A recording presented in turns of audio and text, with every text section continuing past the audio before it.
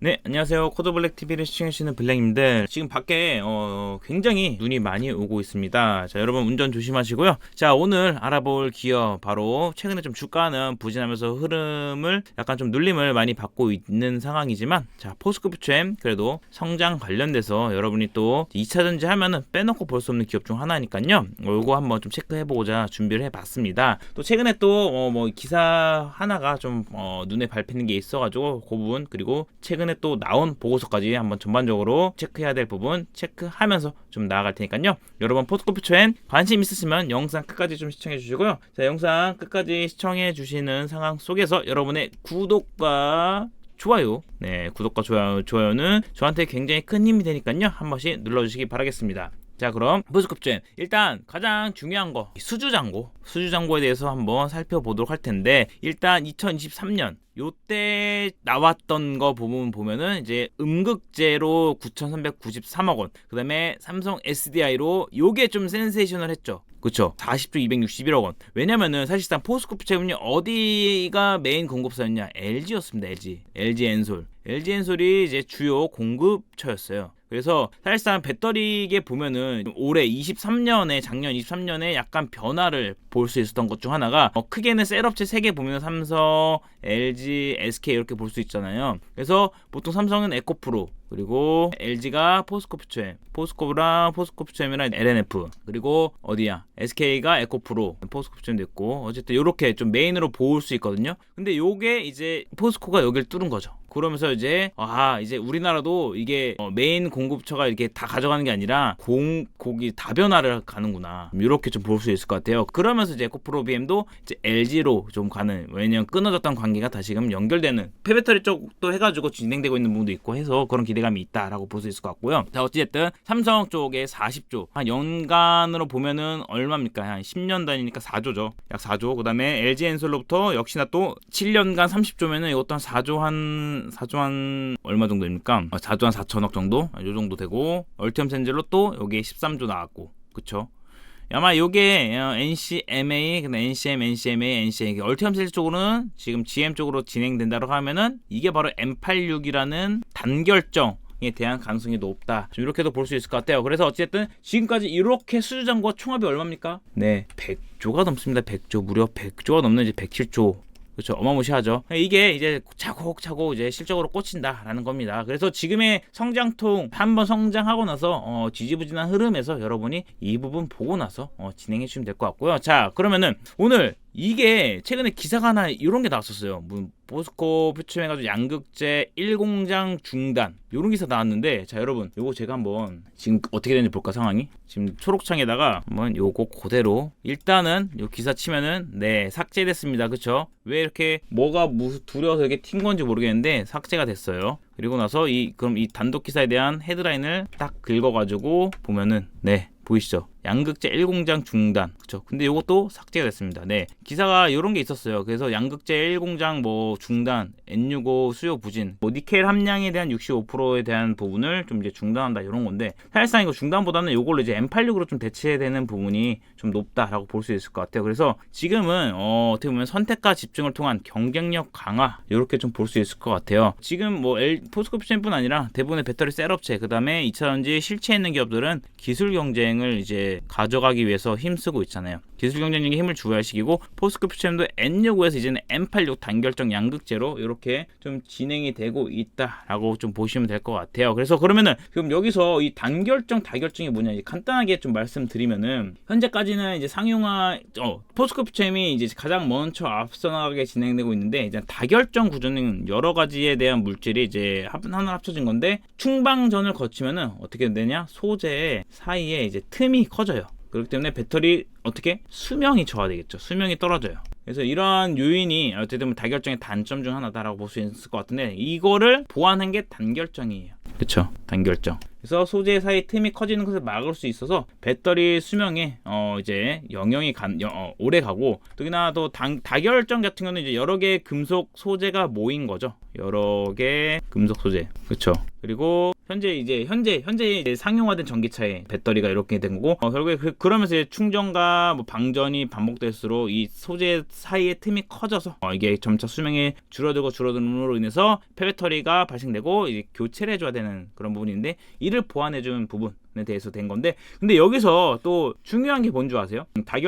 단결정으로 이제 가기 위해서는 코팅이 굉장히 중요해요. 왜냐면은 전압이 크잖아요. 추가 공정이 필요한 게 단결정에서는 추가 공정. 그런데 이게 바로 소성 공정이라는 거. 소성 공정. 그렇죠. 좀 생소하죠. 소성로 장비 이런 건데, 이게 에코프로 BM은 에코프로 쪽은 어디가 하냐면요. 물론 뭐 대부분 여러분 하나 가시는 거 아세요? 한화도 근데 2차전지 관련돼서 합니다. 소성 장비, 소성로 이런 거 해가지고. 그래서 에코프로 쪽엔 하고, 포스코는요 어딥니까? 포스코 PCM은 원준이라는 기업이 있어서 약간 포스코랑 많이 연결이 돼 있고, 최근에 양극재 턴키 관련된 것도 뭐 수주하고, 원준도 한번 좀 같이 엮여서 좀 볼 필요가 있으니까 참고하시면 될 것 같아요. 그래서 어찌됐든 단결정에서는 이러한 입자 손상이 될 수 있어요. 전극 공정의 일부 이제 롤프레스 아변 과정에서 단결정 입자가 손상될 수 있습니다. 그래서 지금 초기에는 사실 완전한 순수 피어한 단결정이 아니라 다결정과 섞어서 생산이 이루어지고 있고요. 니켈 함량을 점차 높여가는 거죠. 그러면서 이제 배합 비율은 어쨌든 자체적인 그 비율적인 부분이 자기만의 기술력이고, 그걸 또 찾기 위해서 여러 가지 테스트를 하기 때문에 그런 거는 이제 비밀내에 있고요. 결국에는 그래서 이 단결정에 대한 부분, 배터리에 대해서 수명을 이제 높이기 위해서는 이런 단결정 양극재가 중요하다. 그래서 한때 뭐 LLF가 가장 먼저 한다라는 그런 기사가 있었는데, 사실상 가장 먼저 상용화한 거는 또 포스코 퓨처엠입니다. 그렇죠. 포스코 퓨처엠이 이게 4월에 사실상 처음으로 이제 상용화했고요. 단결정에 관련돼서. 그 다음에 뭐 다른 기업들, 에코프로라든지 양극재 기업들이 다 따라오고 있는, 이거를 개발하기 위해서 진행되고 있는 상황이죠. 그렇죠. 네. 그래서 포스코 관계자는 지금 요거를 한번 보시면 됩니다. 네. 그래서 요거 포스코 포항 양극재 공장 NCMA 단결정 첫 출하. 네, 이제 생산해서 출하까지 됐다라는 건데, 자, M86이 바로 니켈 비중 86%의 NCMA 단결정 양극재로 제너럴 모터스와 LG 에너지솔루션, 어디입니까? 바로 얼티엄 셀즈죠. 자, 앞에서 우리가 위에서 뭘 봤죠? 얼티엄 셀즈 수주에 대한 부분이 올해 2023년에 한 10년간 13조. 요거에 대한 부분도 체크 필요하겠죠. 그래서 어쨌든 여기서 이렇게 진행이 되고 있고, NCMA 단결정 양극재 핵심 원료인 니켈, 코발트, 만간, 알루미늄, NCMA 요게 다 앞에 딴 거죠. 니켈, 코발트, 만간, 알루미늄. 이렇게 해서 에너지 밀도를 높여 주행거리를 늘리고 열 안정성과 수명도 향상시키는 고부가 가치 제품. 그렇죠. 그런데 여기서 또 우려되는 게 하나가 또 있죠. 너무 하이엔드 프리미엄급에만 하는 거 아니냐. 지금 뭐 가격 경쟁력 붙으면은 보급형도 준비해야 되는 거 아니냐. 네, 역시나 포스코 PCM도 보급형 준비하면서 진행하고 있습니다. LFP 양극재도 좀 진행을 하고 있고요. 여기에 뭐 있습니까? LFP 양극재. 그래서 보시면 한 번 더 정리해보면은, 일단 23년 4월 세계 최초 M86 단결정 양극재 상용화했습니다. 그 다음에 삼성과 LG 엔솔 모두 양극재를 공급하고, 포항 양극재 신공장이 본격 가동할 건데 첫 출하까지 완료. 뭡니까? M86 단결정 NCMA